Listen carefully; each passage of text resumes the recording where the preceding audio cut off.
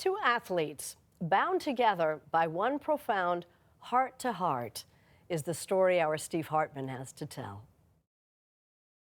When pro football player Conrad Ruland was hospitalized with a brain aneurysm last November, he took it as a sign. He texted his mom from the hospital, "God had something big in store for me. I can't wait to see where his will takes me." But a few hours later, the aneurysm ruptured. I couldn't leave him. His parents, Mary and Ralph, raced to his side. I had my right ear on his chest and talked to him and laid that all day and listened to his heartbeat all day long. But her son was brain dead at 29. If this was God's plan, it sure felt like an awful one. And then when we left, I said, whoever gets his heart better deserve it. I had a massive heart attack.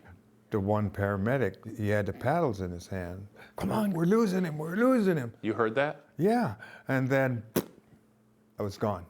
This is Rod Carew. Even if you're barely a baseball fan, you know the name. These are all for winning the batting titles. Long before that massive heart attack landed him on the transplant list, this Hall of Famer played for the Minnesota Twins and California Angels. Along the way, he earned a reputation for being great with kids, including one wide-eyed boy named Conrad Ruland. He gets in the car, big eyes and everything. He's about 11, maybe 12.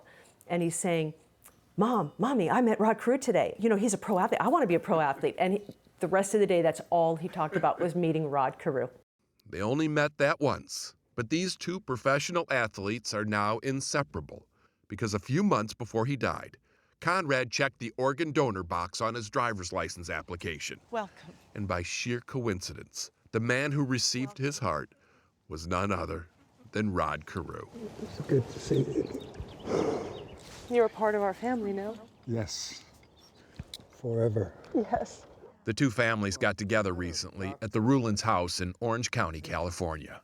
I'm gonna ask Mom to listen to his heart and tell me how beautiful it sounds. That was really cathartic for me to be able to hear it again.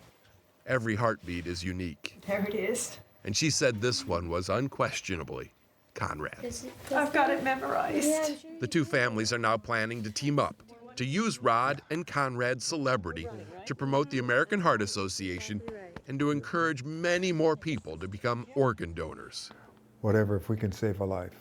And that means including Conrad now. You know, wherever I go, he's going to be there.